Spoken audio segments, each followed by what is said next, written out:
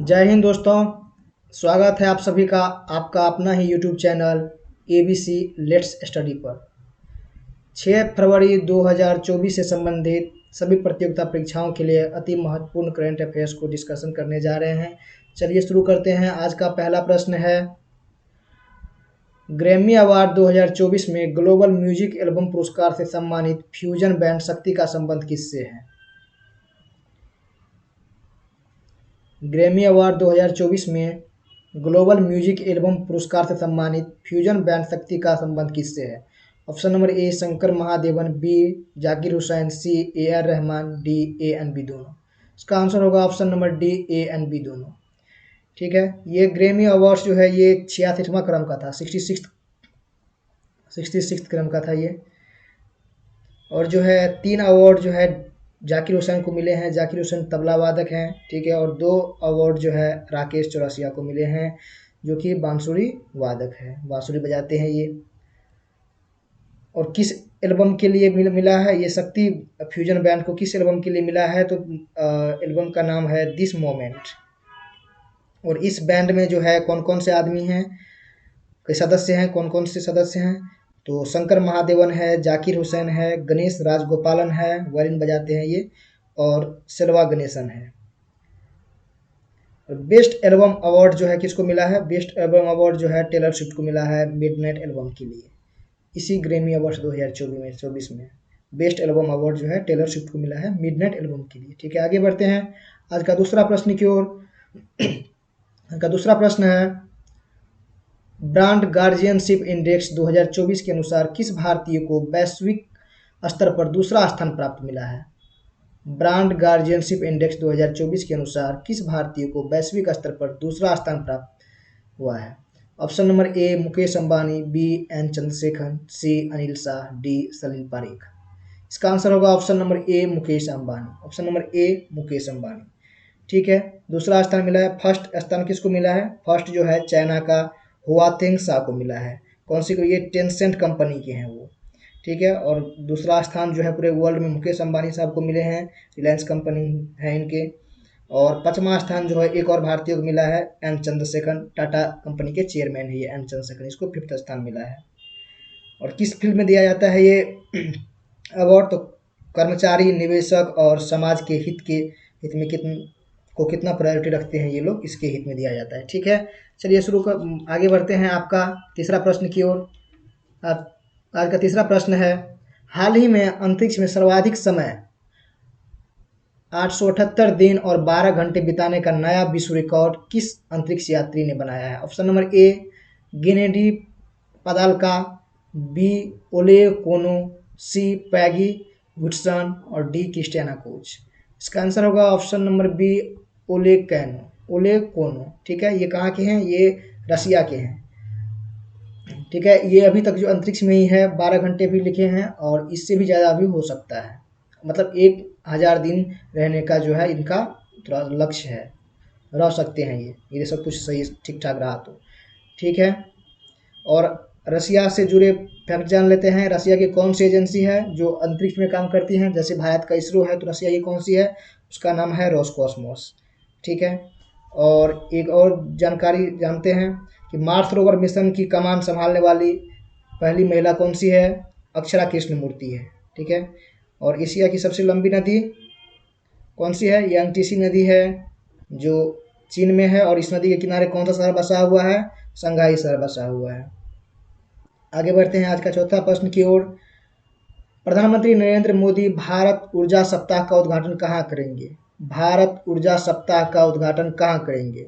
Option number A Gujarat, option number B Maharashtra, option number C Goa, option number D Uttar Pradesh. इसका answer होगा option number B C Goa. Option number C Goa, Goa में करने जा रहे हैं। ठीक है, ये दूसरी बार आयोजित हो रहा है और इसमें जो है 6 देश का जो है मंडप मतलब स्टॉल लगेगा। और वो 6 देश का नाम है USA, UK, रसिया, कनाडा, नीदरलैंड, जर्मनी। ठीक है, तो USA की कैपिटल हो गया वाशिंगटन DC, UK का लंदन, रसिया का मॉस्को, कनाडा का ओटावा, नीदरलैंड का एम्बर्सन, और जर्मनी का बर्लिन। चलिए आगे बढ़ते हैं आज का 5वां प्रश्न की ओर। हाल ही में कामाख्या कॉरिडोर परियोजना की आधारशिला कहाँ रखी गई है? हाल ही में कामाख्या कॉरिडोर परियोजना की आधारशिला कहाँ रखी गई है? Option number A Manipur, B Tripura, C Odisha और डी असम।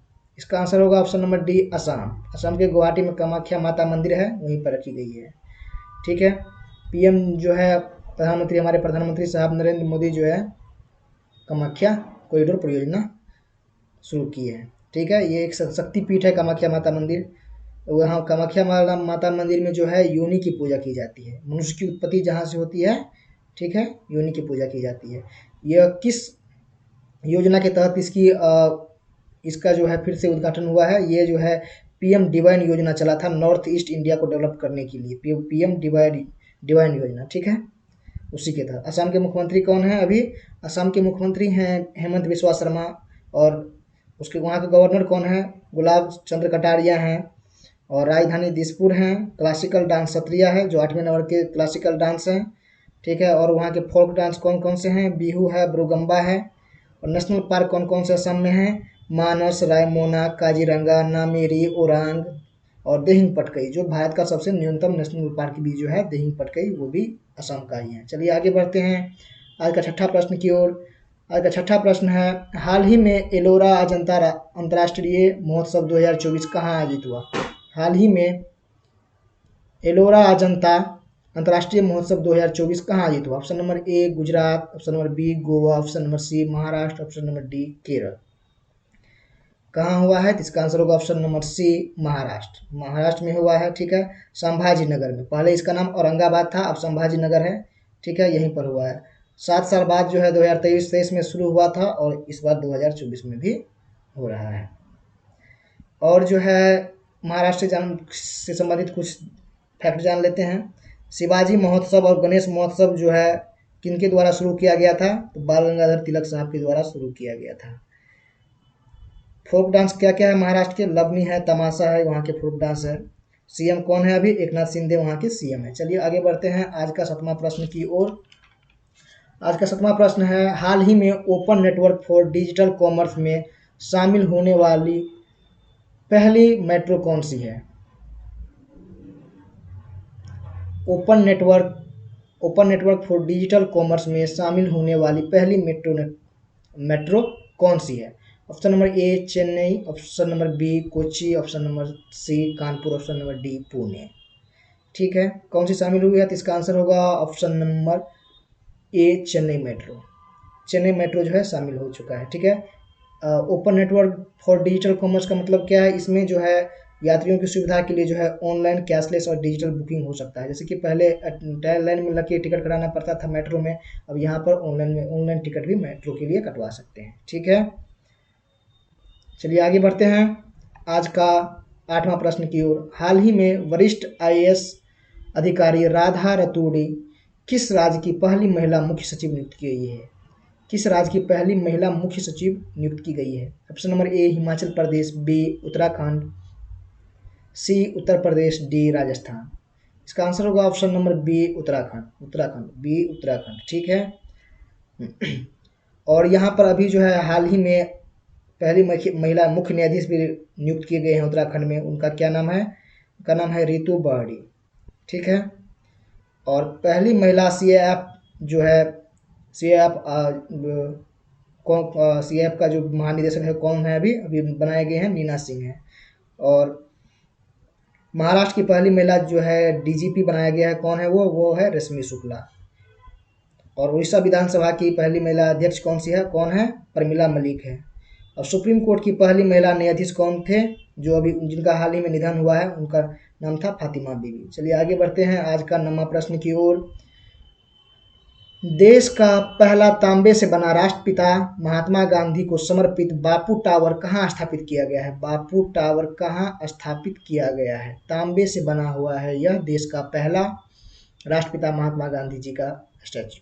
कहाँ को समर्पित किया गया है? बापू टावर कहाँ स्थापित किया गया है? Option number A Gandhinagar, B Patna, C Mumbai, D Srinagar. इसका आंसर होगा option number B Patna, Bihar Patna. ठीक है, पटना तांबे से बना हुआ है ये, ठीक है। 120 फीट ऊंचा है और तांबे का पहला महात्मा गांधी का ये टावर है। और यह जो है कॉपर का बना है और जो है हमारे वायुमंडल में एटमॉस्फेयर में जो है ऑक्सीजन रहते हैं, नाइट्रोजन रहते हैं। ये सब मिलने के बाद जब इसको देखा जाएगा तो ये जो है रेनबो की कलर की दिखाई देगा, यही इसकी खासियत है। रात को जब देखिएगा तो ये रेनबो की तरह दिखाई देगा, रेनबो की तरह दिखाई देगा, सतरंगी। ठीक है, आगे बढ़ते हैं आज का 10वां और आखिरी प्रश्न की ओर। हाल ही में आपदा चेतावनी डिवाइस नीतीश किसने लॉन्च की है? Option number A Jharkhand, B Madhya Pradesh, C Uttar Pradesh, D Bihar. इसका आंसर होगा ऑप्शन नंबर डी बिहार। यहाँ के मुख्यमंत्री नीतीश कुमार भी जी भी हैं, ठीक है, नीतीश, और उसी नाम से जो है लॉन्च किया गया है आपदा चेतावनी डिवाइस। नीतीश का एक फुल फॉर्म भी है, फुल फॉर्म ये है noble initiative technology intervention for safety of human life. Noble initiative technological intervention for safety of human life, ठीक है, मानव सुरक्षा के लिए जो है यह लॉन्च किया गया है। बिजली बाढ़ की चेतावनी देगा, छोटा सा डिवाइस रहेगा, लॉकेट की तरह गला में पहने रखिए, और जो है जो कहीं भी यदि बिजली गिरने वाली हो या बाढ़ आने वाली हो तो वो जो है ग्रीन लाइट से रेड कलर की लाइट वो शो करेगा, और अलार्म भी सेट रहता है, वो बजर बजने लग जाएगा। ठीक है, और ये वाटर प्रूफ भी है। Thank you. लेट्स एबीसी के साथ जुड़े रहिए दैनिक करंट अफेयर्स के लिए। लाइक, सब्सक्राइब एंड शेयर कीजिए।